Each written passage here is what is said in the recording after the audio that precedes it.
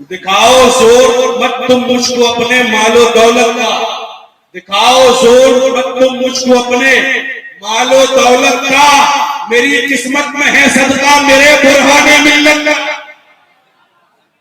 دکھاؤ زور مت تم مجھ کو اپنے مال و دولت کا، میری قسمت میں ہے صدقہ میرے برہان ملت کا۔ اور جسے برہان کہتے ہیں اسے ہلکے میں مت لینا، جسے برہان کہتے ہیں اسے ہلکے میں مت لینا، یہ ایک روحانی بیٹا ہے ہمارے اعلیٰ حضرت کا۔ جسے برہان کہتے ہیں اسے ہلکے میں مت لینا، یہ ایک روحانی بیٹا ہے ہمارے اعلیٰ حضرت کا۔ اور قیادت کس کو کہتے ہیں ہمیں کوئی نہ سمجھائے، قیادت کس کو کہتے ہیں ہمیں کوئی نہ سمجھائے، زمانہ ہم نے دیکھا ہے شہ محمود ملت کا۔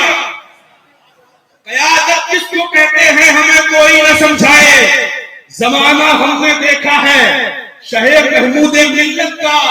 اور جناب غوث اعظم کا کرم ہر وقت ملتا ہے، جناب غوث اعظم کا کرم ہر وقت ملتا ہے، جدا ہے آستانہ شہر میں ایک اپنے حضرت کا۔ جناب غوث اعظم کا کرم ہر وقت ملتا ہے، جدا ہے آستانہ شہر میں ایک اپنے حضرت کا۔ اور دعائے حضرت حامد میاں کا رنگ ہی ہے یہ، دعائے حضرت حامد میاں کا رنگ ہی ہے یہ، ابھی تک سر پہ باقی ہے ہمارے تاج عزت کا۔ دعائے حضرت حامد میاں کا رنگ ہی ہے یہ، ابھی تک سر پہ باقی ہے ہمارے تاج عزت کا، ابھی تک سر پہ باقی ہے ہمارے تاج عزت کا۔ سن لیں گے، مسکرا کے بول دیجیے سبحان اللہ، جی لگا کے بول دیجیے سبحان اللہ۔ ایک موضوع ہے جو پچھلے کئی سالوں سے پورے ملک میں گردش کر رہا ہے، اور اس موضوع کا ٹائٹل یہ ہے کہ ملک کے حالات خراب ہیں، ملک کے حالات بڑے خراب ہیں۔ چھوٹی سے چھوٹی مجلس سے لے کے بڑے سے بڑے سیمینار پر یہ چرچا ہو رہی ہے کہ ملک کے حالات بڑے خراب ہیں، اور جو لوگ مشاہدہ کر رہے ہیں اس سے بھی تجربہ یہ لے رہے ہیں کہ ملک کے حالات بڑے خراب ہیں۔ مگر میں آپ سے ایک سوال پوچھنا چاہتا ہوں، وہ سوال یہ ہے کہ آپ اپنے ضمیر سے جواب لے کر مجھے بتائیں کہ پہلے ملک کے حالات خراب ہوئے ہیں یا پہلے ہمارے گھروں کے حالات خراب ہوئے ہیں؟ پہلے ملک میں بدامنی آئی ہے یا پہلے ہمارے گھروں کے اندر بدعملی آئی ہے؟ پہلے ملک کے راہ و رسم خراب ہوئے ہیں یا ہمارے گھروں کے راہ و رسم خراب ہوئے ہیں؟ پہلے ملک برباد ہوا ہے یا پہلے ہمارے گھر کے طرز و طریقے برباد ہو گئے ہیں؟ پہلے ملک کے حالات خراب ہوئے ہیں یا پہلے ہمارے گھروں کی بیٹیوں کے سروں سے دوپٹے اتر گئے ہیں؟ پہلے ملک کے حالات خراب ہوئے ہیں یا پہلے ہمارے برباد کر رہے ہیں؟ پہلے ملک کے حالات خراب ہوئے ہیں گھروں میں میڈیا کا بالی ووڈ کا گلیمر ہماری کچن کا ہوا ہے؟ پہلے ملک کے حالات خراب ہوئے ہیں یا پہلے ہمارے گھروں کے حالات بدلے ہیں؟ تو میرے پیارے، پہلے ملک کے حالات خراب نہیں ہوئے، پہلے ہمارے گھروں کے حالات خراب ہوئے ہیں، تب ہمارے ملک کے حالات خراب ہوئے ہیں۔ اور ہم چاہتے ہیں کہ ہمارے چاہے جیسے رہے، بس ہمارے ملک کے حالات سدھر جائیں۔ میرے پیارے، آپ اپنے ملک کے حالات نہیں سدھار سکتے، اتنا پیار وجود آپ کا جو ہے طاقت ہے کہ آپ اپنے ملک کے حالات سنبھال سکیں، مگر اپنے گھر کے حالات سنبھال سکتے ہیں تو ملک کے حالات کی اپنے گھر کے حالات کو سدھارنے کی کوشش کیجیے۔ مسلمانوں کا گھر ہو جائے گا جس دن آپ کا گھر مسلمان کے غلاموں کا گھر بن جائے گا، جس دن آپ کی بیٹیاں ریل بنانے کو چھوڑ کر قرآن کی تلاوت شروع کر دیں گے، جس دن آپ کے بیٹے موبائلوں پر آپ گزارنے کی بجائے مسلمانوں پر آپ گزارنا شروع کر دیں گے۔ یاد رکھیے گا، آپ اپنے گھر کو بدلیے انشاءاللہ۔ جس دن آپ نے اپنے گھر کے حالات بدل دیے، اللہ پورے ملک کے حالات بدل کر دے گا۔ سبحان اللہ، سبحان اللہ۔ نعرہ تکبیر، نعرہ تکبیر، نعرہ رسالت، نعرہ رسالت، مسلک اعلیٰ حضرت اور سے برہان ملت۔ سبحان اللہ، سبحان اللہ۔ مگر ہم جو کچھ بھی دیکھ رہے ہیں اس کے بعد بھی ہماری آنکھوں میں غفلت کی پٹی گھڑی ہے. کبھی کسی کہنے والے نے کہا تھا کہ امید نہیں مرحلہ آس نہیں ہے, جینے کے لیے کچھ بھی میرے پاس نہیں ہے. کیا جانیے یہ کون سی منزل ہے, جنون رہے ہیں مگر احساس نہیں ہے. ہم مر رہے ہیں مگر احساس نہیں ہے. آج ہم ویسے ہی سو رہے ہیں جیسے کل سو رہے تھے. آج ہم ویسے ہی غفلت میں پڑے ہوئے ہیں جیسے کل غفلت میں پڑے ہوئے تھے. میرے پیارے یاد رکھنا, یہ مت سوچو کہ اگر پڑوسی کا گھر برباد ہو رہا ہے تو اس کا ہو رہا ہے, میرا کیا نقصان ہونے والا ہے. یاد رکھیے, پڑوسی کے گھر میں لگی ہوئی آگ کو دیکھ کر غفلت کی نیند لینے والا عقل مند نہیں ہوتا ہے, بد عقل ہوتا ہے. عقل مند وہ ہوتا ہے کہ جب پڑوسی کے گھر میں آگ لگی ہو تبھی وہ جو ہے ہوش کے ناخن لے لے اور اس آگ کو کہیں بجھانے میں کامیاب ہو جائے. کیونکہ اگر وہ آگ کہیں ٹھنڈی ہو گئی تو اس کا گھر تو بچے کا ساتھ میں تمہارا. آپ اپنے کرداروں پر غور کریں, مگر ہمارا حال یہ ہے, ہمارا معاملہ یہ ہے کہ ہمارے یہ ساری چیزیں معلوم ہیں کہ ہمارے محلے میں کس کی بیٹی کس کے گھر جاتی ہے, کس کے بیٹے کی زندگی کیسی گزر رہی ہے. معلوم نہیں ہے تو یہ معلوم نہیں ہے کہ ہماری بیٹی کیسے زندگی گزار رہی ہے. معلوم نہیں ہے تو یہ معلوم نہیں ہے کہ ہمارے بیٹے کا زندگی گزارنے کا طرز و طریقہ کیا ہے. اس سے بے خبر ہے. آپ بس اس لیے خوش ہیں ہماری بیٹی گھر سے باہر نہیں نکلتی, اس لیے ہم بڑے خوش ہیں. میرے پیارے یاد رکھنا, اگر آپ نے اپنی بیٹی کو 20-25 ہزار کا ایک اینڈرائڈ فون دے کے رکھا ہوا ہے, اس میں سم بھی ہے, نیٹ پیک بھی اویلیبل ہے, آپ نے سوشل میڈیا کے استعمال کی اتھارٹیز بھی اسے دے کے دی ہے, تو پھر آپ کی بیٹی کو گھر سے نکلنے کی ضرورت کیا ہے کہ آج سے بند کمرے کے اندر ہی اپنے حسن کو پوری دنیا میں نمائش کرنے کے لیے ایک ذریعہ مل گیا ہو تو گھر سے باہر نکل کے کرے گی کیا؟ آدمی سوچتا ہے میری بیٹی میری بہن گھر کے اندر ہے تو وہ سلامت ہے. صرف گھر کے اندر رہنا یہ سلامتی کی دلیل نہیں ہے. سوشل میڈیا کے غلط استعمال سے بچ جانا یہ سلامتی کی دلیل ہے. اپنے گھروں پہ توجہ دیجیے, اپنے گھروں پہ غور کیجئے, اپنے گھروں کو اپنے بچوں کو دیکھیے, اپنے بچوں کی فکر کیجئے. مگر ہمیں فکر کب ہوتی ہے جب بیٹی گھر سے بھاگ گئی, تب باپ روتا ہے پورے محلے میں کہ میری بیٹی نے میری ناک کٹا دی, بیٹی بھاگ گئی, بڑی محنت سے میں نے عزت کمائی تھی, بیٹی نے وہ عزت خاک میں ملا دی. ہم اس سے کہتے ہیں کہ آج جب تیری بیٹی تیرے گھر سے بھاگ گئی ہے تب تجھے احساس ہو رہا ہے کہ تو ایک بیٹی کا باپ ہے. کل تیری بیٹی جب بند کمرے میں رات بھر ویڈیو کال میں باتیں کیا کرتی تھی تب تجھے احساس نہیں ہوتا تھا کہ تو ایک بیٹی کا باپ ہے. جب تیری بیٹی انسٹاگرام پر ریل بناتی تھی تب تجھے احساس نہیں ہوتا تھا کہ تو ایک بیٹی کا باپ ہے. جب وہ فیس بک پر غیر محرموں سے باتیں کرتی تھی تب تجھے احساس نہیں ہوتا تھا کہ تو ایک بیٹی کا باپ ہے. اب کس لیے ہو رہا ہے؟ اگر یہ احساس تجھے پہلے پیدا ہو گیا ہوتا اور تو نے پہلے ہی اپنی بیٹی کے قدموں میں زنجیریں ڈال دی ہوتی, تیری بیٹی تیرے گھر کے اندر کنیزیں فاطمہ بن کے زندگی گزار رہی ہوتی. گھر گھر قدم گھر سے باہر نکال کے تیری عزت کا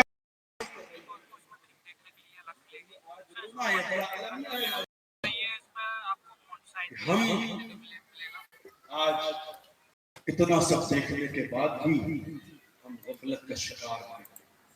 میرے پیارے ہوش کے ناخن لوگ, یہ دور جو ہے یہ دور سونے کا نہیں ہے اور نہ جوش زندگی گزارنے کا ہے, نہ سونے کا ہے, ہوش میں ہوش کھو دینے کا ہے, بلکہ ہوش میں رہ کے جوش دکھانے کا یہ وقت ہے. پہلے اپنے وجود کو مستحکم کرو, پہلے اپنے وجود کو بناؤ, اپنے بچوں کو پڑھاؤ. آپ کے اپنے لوگ جو ہیں انہیں آپ اعلیٰ اقتدار پہنچائیں.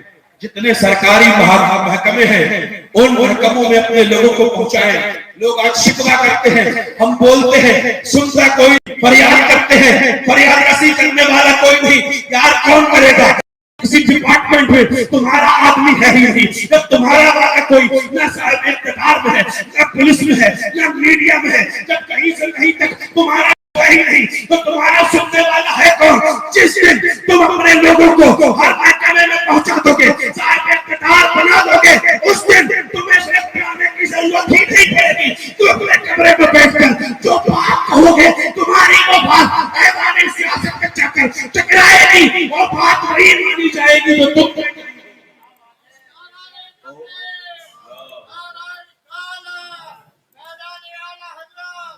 ماشاءاللہ الحمدللہ۔ ہم نے یہ دیکھا ہے جب وجود مستحکم ہوتا ہے نا تو پھر بات سنی جاتی ہے۔ اسی ہندوستان میں 1961 کا زمانہ، 1961 کے زمانے میں حکومت نے درگاہ معلیٰ اجمیر شریف کا جو معاملہ تھا وہ سب کے سب بھابیوں کے سپرد میں کر دیا کہ اب اس کی دیکھ بھال یہ بھابی کریں گے۔ کون بھابی؟ جن کے نزدیک مزار پہ جانا شرک ہے، چادر چڑھانا شرک ہے اور پھول چڑھانا شرک ہے، ان کے نزدیک سب شرک ہے۔ تو پھر شرکیات افعال کی ذمہ داری وہ خود کیوں لے رہے ہیں اور ان کی ذمہ داری لے کے خود کیوں مشرک بن رہے ہیں؟ مگر معاملہ یہ ہے کہ ان کا معاملہ یہی ہے جب تک دور رہتے ہیں تو شرک شرک بتاتے ہیں، اور جب پیسے چاہیے تھا مگر انہوں نے ایکسپٹ، رات کے اندھیروں میں سرکاریں غریب قلعہ سے کہہ ڈالی گئی، بہت ساری زمین جو تھی دربار معلیٰ کی وقف کی وہ بیچ دی گئی، کچھ بلا وجہ کا خانہ بنا دیے گئے۔ اس وقت میں سب خاموش تھے مگر ایک مرد قلندر تھا، ایک مرد مجاہد تھا، ایک رضا کا شیخ تھا، ایک اعلیٰ حضرت کا شیخ روحانی شہزادہ تھا جو خاموش نہیں بیٹھا بلکہ جبل پور کی سرزمین میں اٹھا اور دلی کے پریڈ گراؤنڈ میں جا کے اس نے ایک کانفرنس کی تھی، اور وہ کانفرنس کرنے والا کوئی اور نہیں تھا، وہ کانفرنس کرنے والا ہمارا آقا مولا مرجع حضرت عبدالباقی برہان حضور برہان ملت۔ سبحان اللہ، نعرہ تکبیر، نعرہ رسالت، سبحان اللہ سبحان اللہ۔ حضور برہان ملت کی ذات تھی، حضور برہان ملت کو اعلیٰ حضرت نے ہر جہت سے نوازا، چاہے وہ تحریک ترک موالات کا معاملہ ہو۔ علامہ سید سلمان اشرف صاحب کے 70 سوالوں پر ٹال مٹول کرنے والا ابوالکلام انہیں تو ٹال گیا مگر اسی بھیڑ میں سے پیچھے سے جب پرانے ملت گئے، پرانے ملت نے صرف 2 سوال ابوالکلام آزاد جواب نہیں دے پایا۔ صدر الافاضل نے اعلیٰ حضرت کی بارگاہ میں عرض کیا، حضور آج اگر کسی نے جرأت دکھائی ہے، میاں نے جرأت دکھائی ہے، اور یہ کچھ نہیں صرف آپ کے کرم خاص کا حصہ ہے جو وہاں نظر آ رہا ہے۔ واہ واہ ماشاءاللہ ماشاءاللہ۔ ابوالکلام آزاد کو لاجواب کرنے والی ذات کا بے شک بے شک۔ سرکار برہان ملت فرماتے ہیں کہ ہندوستان میں مسلمانوں کا سیاست میں جائے بغیر گزارا نہیں۔ دیکھیے ایک بات سن لیجیے، دین میں سیاست کرنا بہت غلط بات ہے، دین میں سیاست کرنا بہت غلط بات ہے، مگر دین سے سیاست کرنا یہ بڑی بڑی بات ہے۔ دین میں سیاست کرنا یہ غلط بات ہے مگر دین سے سیاست کرنا یہ بڑی اچھی بات ہے۔ اور مگر آج کے لوگوں نے سیاست کو شجر ممنوعہ سمجھ رکھا ہے، اور جب لوگ کہتے ہیں کہ علماء کو اس سے کیا کام ہے تو پھر مجھے رئیس القلم علامہ ارشد القادری یاد آتے ہیں۔ علامہ ارشد القادری سے کسی نے سوال کیا تھا، آپ عالم ہیں، مولوی ہیں، ادارے چلاتے ہیں، آپ سیاست میں کیوں جاتے ہیں؟ علامہ ارشد القادری رئیس القلم نے فرمایا تھا، یہ بتاؤ تم ٹوائلٹ جاتے ہو نہیں جاتے؟ بول دو یار، سمجھ آ رہی بات؟ سمجھ آ رہی تو مسکرا کے بول دو سبحان اللہ، جی لگا کے بول دو سبحان اللہ۔ علامہ ارشد نے فرمایا ٹوائلٹ جاتے ہو؟ اس نے کہا حضور کیسی بات کر رہے ہیں، جاتا ہوں۔ تو علامہ ارشد فرماتے ہیں کہ تم وہاں کیوں جاتے ہو؟ وہاں بھی تو بدبو آتی ہے، وہاں بھی تو بدبو آتی ہے، وہاں کیوں جاتے ہو؟ اس نے جواب دیا حضور بدبو تو آتی ہے مگر اپنی ضرورت کے لیے مجھے جانا پڑتا ہے۔ علامہ فرماتے ہیں تمہیں اپنی ضرورت کے لیے بدبودار خانے میں جانا پڑتا ہے، ارشد کو اور ملت کی ضرورت کے لیے بدبودار سیاست کرتا ہے اور یہ سیاست میں چاہتا ہے امت کے فلاح کے کام کر کے واپس.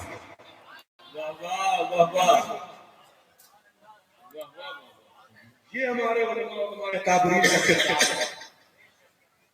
اور اس کی وجہ یہ تھی کہ جب ہمارا کوئی بھی قائد سے بغاوت نہیں کرتے تھے اس کو سپورٹ کرتے تھے, کیونکہ انانیت کے چکر میں قوم برباد ہو سکتی ہے, قوم کامیاب ہو. میرے پیارے, سرکار بہان ملت نے 1961 8 9 10 دسمبر 1961 دہلی کے پریڈ گراؤنڈ پہ ایک کانفرنس رکھی جس میں ملک اور ملت کے دانشور, علماء, پروفیسر سب کو اکٹھا کیا, اور اس کے بعد سرکار بہان ملت نے خطبہ صدارت دیا اور وہ آندولن کیا اور وہ موضوعات کو آواز رکھی اور وہ باتیں رکھی, اور پھر معاملہ یہ آیا حکومت کو گھٹنے ٹیکنے پڑے, اور پھر وہ سرکار غریب نواز کے درگاہ کے معاملات وادیوں سے واپس لے کے سنیوں کے حوالے کر دیے گئے. تو آج جو کشمیر کے رافضی مجاہد ہیں وہ سن لیں, اتراؤ مت, آج تو تم کھا رہے ہو اور پر ہی احمد رضا کے روحانی بیٹے کا صدقہ ہے جو تم مجھے. نعرہ تکبیر, نعرہ رسالت. چادر چوری کرنے سے نہیں رکھا, چپلے چرانے والوں سے ٹیکر کرنے سے نہیں رکھا. علماء کرام کی بارگاہ میں زانی اگر طے کرنے کے بعد وہ سرکار بہان ملت علی رضوان وہ ہما جہد شخصیت تھے جنہوں نے اپنے وجود کو اتنا مستحکم بنایا ہوا تھا کہ ایک آواز بلند کرتے تھے تو پورے قوم اور پورے ملک کے لوگ مسلمان ان کی آواز پہ لبیک کہتے تھے. آج لوگ کہتے ہیں اتحاد کرنا چاہیے, اتحاد کرنا چاہیے. میں کہتا ہوں بالکل اتحاد کرنا چاہیے. جتنے اتحاد کی دعوت دے رہے ہو, چاہے وہ سلفی ہو, چاہے اہل حدیث ہو, چاہے مرزا کے لونے ہو, چاہے رافضی ہو, میں ان سے کہتا ہوں اتحاد کرنے کے لیے تیار ہے. اتحاد کی شرط بس اتنی ہوگی سب اپنے اکابرین کی کتابوں کو چلاؤ, مسلک اعلیٰ حضرت کے پرچم کے نیچے آؤ, شہزادہ تاج الشریعہ علامہ حسن رضا کی قیادت کو قبول کرو. ہم تم سے آج بھی اتحاد کرنے کے لیے تیار ہیں, آج بھی تم سے اتحاد کرنے کے لیے تیار ہیں, مگر تم وہ کتنے بے اشخاص کل معدوم کی حیثیت ہے. تمہاری اتحاد کی ضرورت ہے تو سنیوں کو ضرورت ہے. چاہے پیروں کے چکر میں اپنی آخرت برباد مت کرو, اپنے فیوچر پر برباد مت کرو. آج بھی اگر سرکار تاج الشریعہ نے پورے ملک کی رہبری اور رہنمائی اور قیادت کے لیے جس کا انتخاب کیا ہے اس کا نام قائد ملت علامہ افضل رضا.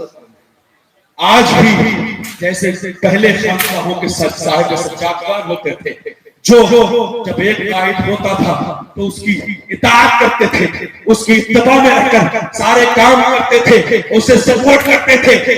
آج بھی اگر لوگ قائد ملت کو سپورٹ کریں اور سب بالکل ایک زبان ہو کر سرکار تاج الشریعہ کے شہزادے کے پیچھے پیچھے ہو جائے تو پھر یاد رکھنا ان کی رگوں میں بھی اعلیٰ حضرت کا خون موجود ہے, مفتی اعظم کا جذبہ موجود ہے, حجت الاسلام کا جذبہ موجود ہے, تاج الشریعہ کی وزارت موجود ہے. اگر ان کو سپورٹ کر دیا گیا تو اسی افضل رضا کے اندر کبھی تمہیں نور الدین زنگی کا جذبہ نظر آئے گا, کبھی تمہیں صلاح الدین ایوبی. واہ واہ واہ. شرط یہ ہے کہ ہمیں سنیوں کو ایک پلیٹ فارم پہ آنا ہوگا. خود کے لیے بہت سوچ لیا, پیر صاحب کے لیے بہت سوچ لیا, مرید صاحب کے لیے بہت سوچ لیا, قبالوں کے لیے بہت سوچ لیا. اب خدا کے لیے اپنے قوم کے لیے کچھ سوچ لیا, خدا کے لیے اپنی قوم کی بہتری کے لیے کچھ سوچ لیا, اپنی قوم کی فلاح کے لیے سوچیں, سوچیں فکر کریں اپنے قوم کی. بس ایک آخری بات, بہت ساری جگہوں سے لوگ آئے, شہر جبل پور ہے, لنگر کے نام, لنگر تو ہر جگہ ہوتا ہے.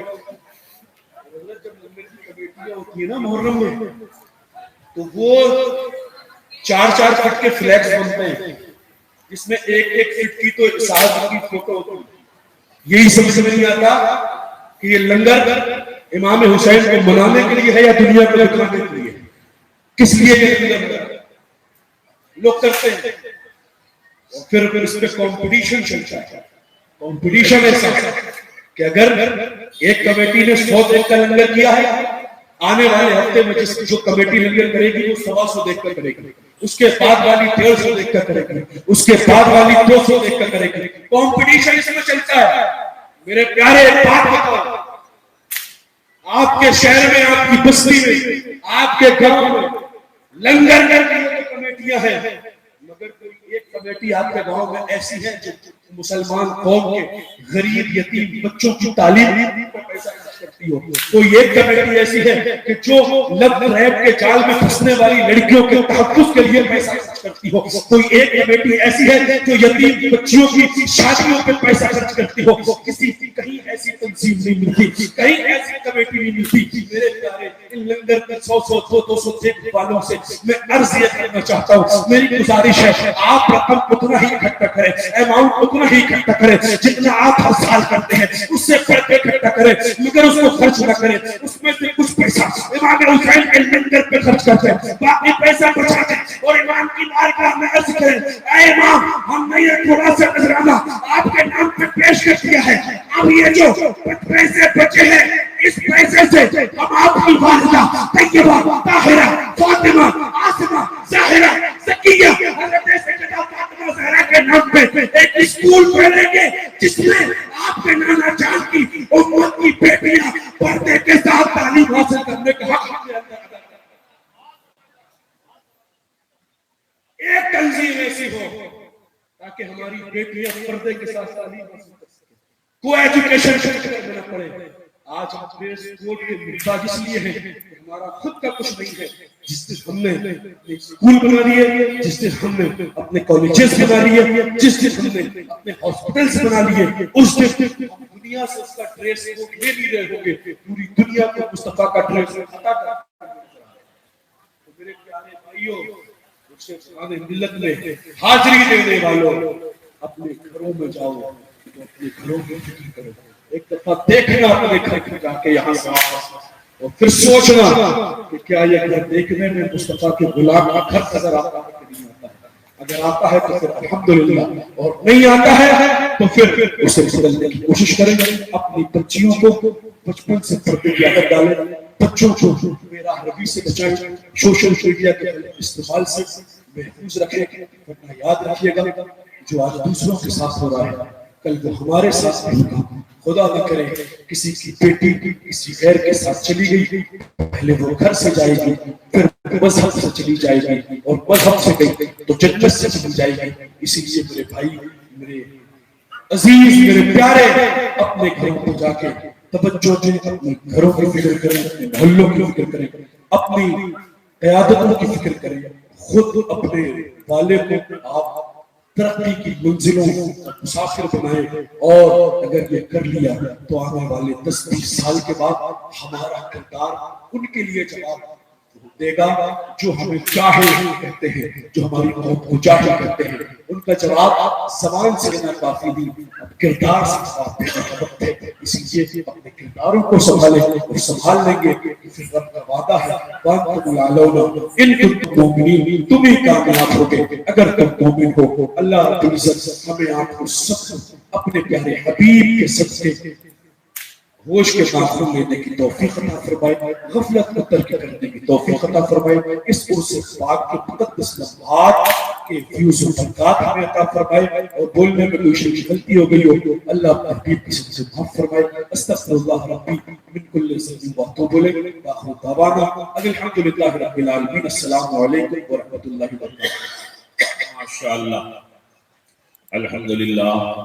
ابھی آپ نے بہت اچھا خطاب رضی اللہ مولانا مفتی عبدالقادر صاحب سے سماعت کیا. وقت کی نزاکت اور وقت کے حالات پر بڑی گہری نظر رکھتے ہوئے آپ کو بیدار کرنے کی بھرپور کوشش کی. لیکن آج حالت یہ ہے کہ ہمارے علماء آج سے نہیں سال ہر سال سے آپ کو خواب غفلت سے جگانے کی بھرپور کوشش کرتے ہیں. آپ اس کان سے سن کے اس کان سے